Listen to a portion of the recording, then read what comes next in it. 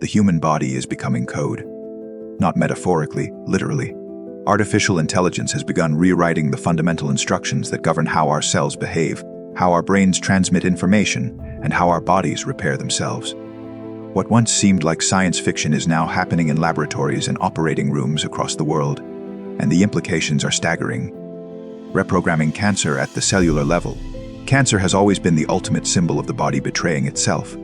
The cells meant to protect us instead multiply without restraint, ignoring every signal to stop. Scientists at UC San Diego have now weaponized AI to turn this dynamic on its head. They developed an algorithm called Candid that scanned the genetic blueprints of over 4,600 human tumors, searching for the specific vulnerabilities in cancer stem cells. The hardest cells to kill because they're the ones that help cancer spread and come back after treatment. What they found was unexpected. The algorithm identified a protein called PRK1, something that helps cells respond to stress.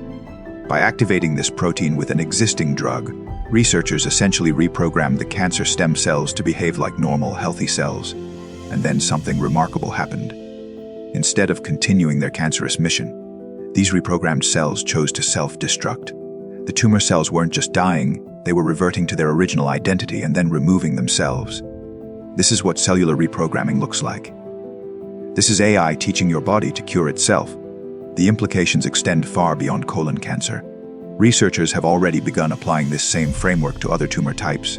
The technology works because AI can process information at scales no human researcher ever could. Where a scientist might study dozens of tumors, AI scans thousands, identifying patterns that would be invisible to the human eye.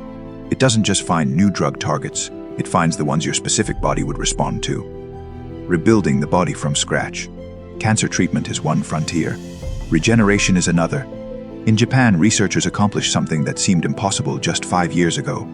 They took ordinary adult skin cells and reprogrammed them into early-stage human egg cells. They're not yet viable for pregnancy, but the concept proved something critical: the instructions that define a cell, what it is, what it does, can be overwritten and redirected. The same principle is driving the creation of synthetic organs. Researchers have developed lab-engineered bone marrow that produces billions of blood cells. Think about that. A synthetic blood factory. Patients with cancer could soon have their own bone marrow grown in a lab, treated with targeted therapies, and reintroduced to their body with a higher success rate and fewer toxic side effects. 3D printed lung models now contain living human cells that form realistic airways and alveoli, meaning they respond to pathogens and drugs the way actual human lungs do. They're not simulations, they're biological substitutes that function like the real thing. There's a surgical printer that fabricates bone grafts in real time during operations. The surgeon opens the patient, and rather than hunting through a supply shelf for pre-made implants, the printer builds new bone on demand, custom fitted to the patient's exact anatomy.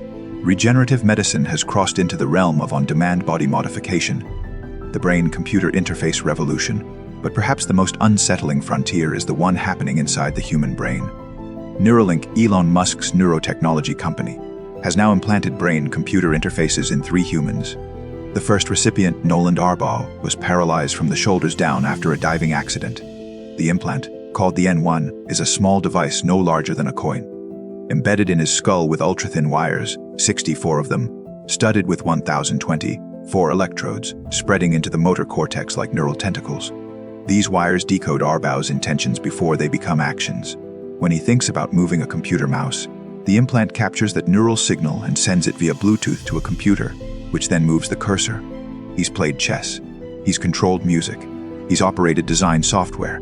His mind, disconnected from his body, has learned to pilot a digital interface with the precision of someone who has a functioning nervous system. What makes this extraordinary is that Arbaugh isn't consciously learning to do anything new. His brain generates the same motor commands it always did. The implant simply intercepted them and redirected them to a machine instead of muscles. It's not rehabilitation, it's rerouting. The second Neuralink recipient, known only as Alex, received his implant in July. He's using CAD software to create 3D designs and playing first-person shooter games at a competitive level. A third patient received their implant in January 2025. Each successive implant has been more refined than the last, with more electrodes, better battery life, and higher bandwidth. Neuralink's goal is to implant 20 to 30 more devices in the coming year. The technology doesn't stop at restoring lost function. It Elon Musk has publicly discussed attaching robotic arms and legs to Neuralink implants, giving paralyzed individuals what he calls cybernetic superpowers. If a person's brain can command a robotic limb with the same precision it once commanded biological tissue, then the distinction between human and machine becomes philosophical rather than practical. The genetic programming frontier, meanwhile, other researchers are approaching the problem of human reprogramming from a different angle. Advanced AI models are now analyzing genetic variants in ways that were previously impossible.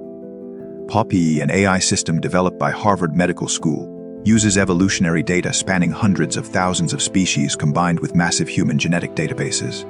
It evaluates whether a genetic variant causes disease, leads to early mortality, or is benign. When researchers applied this model to 30,000 patients with undiagnosed genetic disorders, POPEV surfaced probable diagnosis for approximately 1/3 of them. Families had spent years, sometimes decades, searching for answers. AI solved it by pattern matching across scales of data that human analysis could never access. Gene editing technology like CRISPR has existed for years, but its application was limited by design complexity.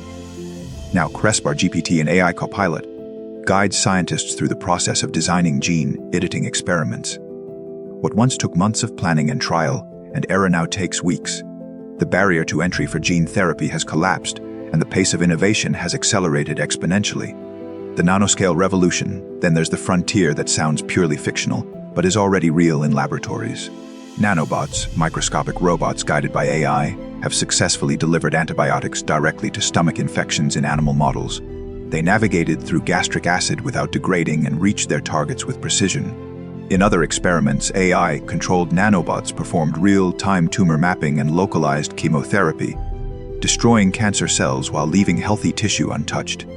The concept is staggering because it inverts the entire logic of modern medicine.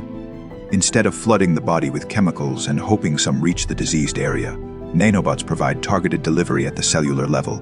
Instead of a surgeon's hand, guided by eyes and intuition, AI coordinates millions of microscopic machines with mathematical precision. The convergence, what ties all these breakthroughs together, is a fundamental shift in how medicine approaches the body.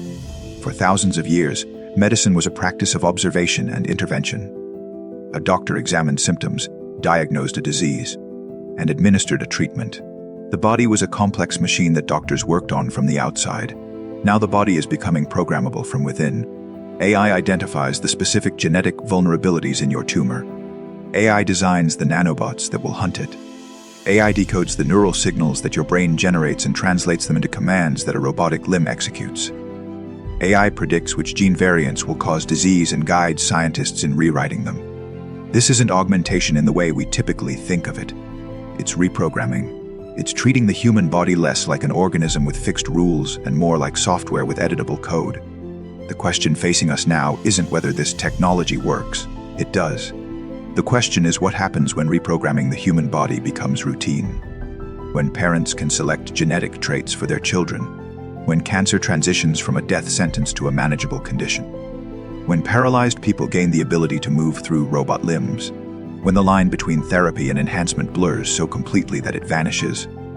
We're at the threshold of redefining what it means to be human at a biological level. And the machines rewriting us aren't alive, but they're getting smarter every day.